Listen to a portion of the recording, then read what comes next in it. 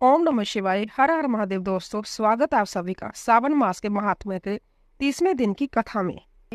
सावन मास की कथा, 30वां अध्याय। श्रावण मास का महात्म संक्षेप में तथा उसके सुनने का फल। भगवान शंकर ने कहा, हे वत्स, श्रावण मास का जो महात्म मैंने तुम्हें कहा है, यदि कोई पूरे 100 वर्ष तक उसका वर्णन करता रहे तो विजय पूरी तरह से नहीं कह सकता। सती ने दक्ष प्रजापति के जग में अपनी देह का होम करने के बाद हिमालय की पुत्री होकर इसी श्रावण मास का सेवन किया था, जिसके कारण उसने मुझे प्राप्त किया। अंत्य यह महीना मुझे बहुत प्रिय है। इस महीने में ना तो अधिक ठंड होती है और ना अधिक गर्मी होती है। इस श्रावण मास में राजा और प्रजा दोनों को ही अपनी देह में वैदिक मंत्रों द्वारा सफेद बसम लगानी चाहिए। जल मिश्रित 12 त्रिपुंड मस्तक, छाती, नाभि, दोनों भुजाओं, दोनों कुल्लों, दोनों कंधों, सिर, कंठ और पीठ में मांस तोके इस मंत्र के धारण करते हैं। सदोजतादि इसमें षड्क्षर मंत्र से सर्वांग में बसम लगानी चाहिए। शरीर में 108 रुद्राक्षों को धारण करना चाहिए। 32 रुद्राक्ष कंठ में, 22 मस्तक में, 12 दोनों कानों में, 24 दोनों हाथों में, 8 दोनों भुजाओं में, 1 बाल में और 1 शिखागर बाग में धारण करना चाहिए। इस प्रकार 108 रुद्राक्ष अपनी देह में धारण करके मेरी पूजा करनी चाहिए। ओम नमः शिवाय का जाप करना चाहिए। हे वत्स, ऐसा करने से सावन महीने में वह हमारा ही स्वरूप है, इसमें संदेह नहीं। श्रावण मास को मेरा प्रिय मास जानकर इस मास में मेरी तथा केशव की पूजा करनी चाहिए। मुझे इस महीने में कृष्ण जन्माष्टमी अधिक प्रिय है। इस दिन देवकी के गर्भ से हरि प्रादुर्भूत हुए थे। हे वत्स, जब मैंने श्रावण मास का लेश मात्र महात्म तुम्हें बतलाया है, अब कहो तुम और क्या सुनना चाहते हो। हे सनातन कुमार ने कहा, हे प्रभु, श्रावण मास में करने योग्य जिन कर्मों को आपने कहा है वह सुना है तो मैंने अवश्य है, किंतु सुनने के बीच में आनंद सागर में गोते लगाता रहा, इसीलिए मुझे कुछ याद ही नहीं रहा। हे प्रभु, आप सब कुछ तथ्य रूप से कहिए, जिससे मुझे कर्म अनुसार पता चले तथा मैं उसे भक्ति से ग्रहण कर सकूं। भगवान सदाशिव बोले, समाहित हो, शुभ अनुक्रमणिका सुनो। शौनक का पूर्व प्रेषण है, अनंतर सूत का उत्तर है। सुनने वाले को गुणों की कथा, तुम्हारे प्रेषण और श्रावण मास की निरुक्ति तथा श्रावण की स्तुति। हे मुनि श्रेष्ठ, फिर सविस्तार तुम्हारा प्रेषण हुआ। तुम्हारे द्वारा मेरी स्तुति, नाम, निर्वचन आदि सेत हुई। फिर उत्तर कर्म से, जिसमें सब उद्देश्य है, वशिष्ठ तरह से तुम्हारा प्रेषण, नक्त व्रत, रुद्राभिषेक तथा लक्ष्य पूजन, विधान, दीपदान, महत्तम, किसी प्रिय चीज का छोड़ना, रुद्राभिषेक का फल, रुद्राभिषेक का पंचनामत से फल, भूमि शयन तथा मौन व्रत फल, धारणा पारना विधि, मासो उपवास कथन, सोम आख्यान में लक्ष्य वर्ती विधि कथन, कौटि लिंग विधान, अन्नोदान व्रत कथन, हविष्यान भोजन, पत्तल पार भोजन, शाक त्याग, भूषयन, प्रांत्याकाल स्नान, दम तथा शम कथन, सफटिक आदि के लिंगों की अर्चना, जप पूजन फल, प्रदक्षिणा, नमस्कार, वेद प्रायण, पुरुष सूक्त विधि, ग्रह जग विधि, कर्म से रवि चंद्र तथा भौम का व्रत कथन, बुद्ध और गुरु व्रत, शुक्र के दिन जीवंतिका व्रत, शनि के दिन नरसिंह व्रत,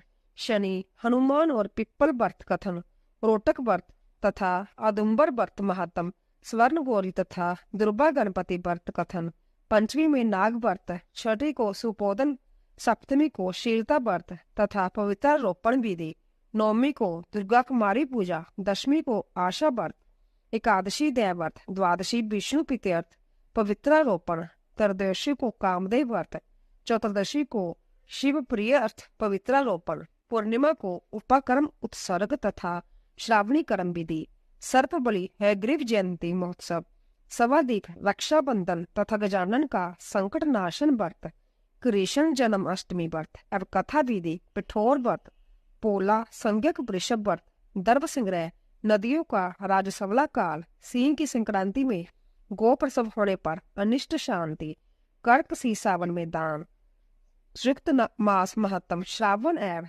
कथन व्यास पूजा, अगस्त्य ऋषि, अर्घ विधि, कर्म तथा व्रतों के फल का निर्णय एवं मास महत्तम के सुनने के मास से समस्त व्रतों के फल का भागी होना है।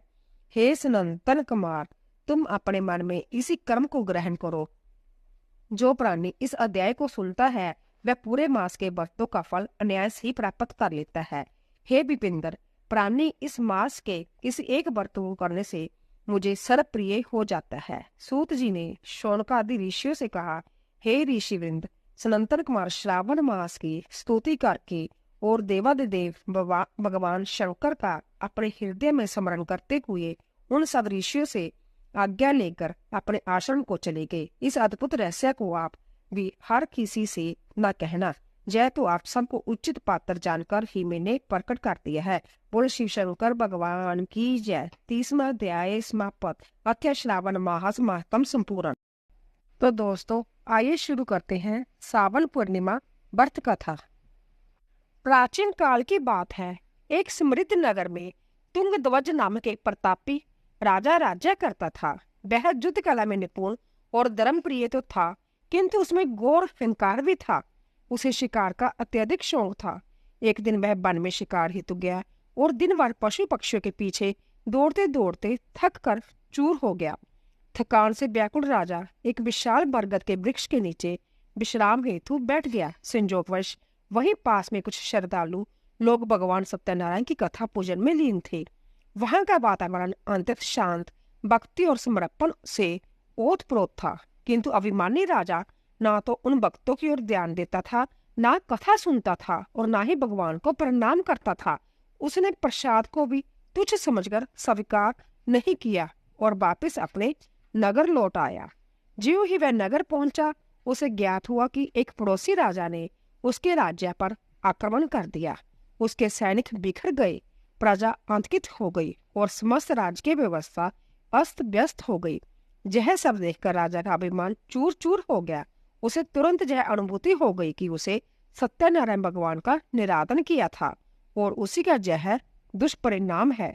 अब पश्चाताप की अग्नि में जलते हुए वह उसी स्थान की ओर दौड़ा जहाँ कथा हो रही थी। वह विनम्रता पूर्वक भगवान के चरणों में गिर पड़ा, अपनी भूल स्वीकार की और भक्तों से क्षमा मांगते हुए कथा सुनी तथा श्रद्धा पूर्वक प्रसाद ग्रहण किया। भगवान सत्यनारायण तो करुणा में थे। उन्होंने राजा की प्रार्थना सुन ली। उसकी भक्ति से प्रसन्न होकर भगवान ने उसे क्षमा कर दिया। देखते देखते राज्य की स्थिति सुधरने लगी। शत्रु पराजित हुआ, प्रजा में सुख शांति लौटी और समृद्धि पुण्य लौट आई। इसके बाद तुंगध्वज राजा ने जीवन पर्यंत भगवान सत्यनारायण की सेवा और उपासना की। उनकी कृपा से वह दीर्घकाल तक राज्य करता रहा और लोक में कीर्ति को प्राप्त हुआ। जय कथा जय सिखाती है कि भगवान का तिरस्कार कभी नहीं करना चाहिए। जो भी श्रद्धा और भक्ति से इस कथा को सावन पूर्णिमा जैसे पुण्य अवसर पर सुनता जा पड़ता है, उसकी समस्त इच्छाएं पूर्ण होती है।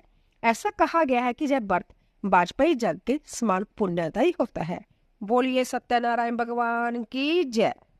दोस्तों, सावन पूर्णिमा के पूजन के बाद हमें क्या पुण्य दान करना चाहिए, आइए जानते हैं। सावन पूर्णिमा न केवल एक तिथि है, बल्कि यह भारतीय संस्कृति की आध्यात्मिक समृद्धि, पारिवारिक संबंधों की गहराई और ऋषि परंपरा की गरिमा को दर्शाने वाला एक विशेष दिन है। इस दिन पूजन करने के बाद ब्राह्मणों को भोजन व दान अवश्य देना चाहिए। यदि ब्राह्मण उपस्थित न हो तो किसी योग्य व्यक्ति को भोजन कराया जा सकता है।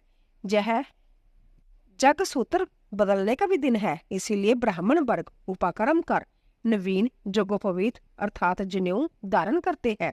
पूजन के बाद गाय, तुलसी, पीपल वृक्ष और शिवलिंग की परिक्रमा करना पुण्यकारी माना गया है। इस दिन चावल, तिल, वस्त्र, छाता, फल, दक्षिणा आदि का दान करना अति पुण्यकारी माना गया है। सावन पूर्णिमा भगवान शिव से संबंधित होने के कारण शिव पुराण रुष्टा अध्याय का पाठ करना चाहिए। बोलिए शिव शंकर भगवान की जय। तो दोस्तों, आशा करती हूँ कि आपको हमारी कथा अवश्य पसंद आई होगी। प्लीज जाने से पहले चैनल को सब्सक्राइब कीजिए लाइक कीजिए और ज़्यादा से ज़्यादा शेयर कीजिए। और जाने से पहले कमेंट बॉक्स में ओम नमः शिवाय हर हर महादेव अवश्य लिखिए। आप सभी का धन्यवाद।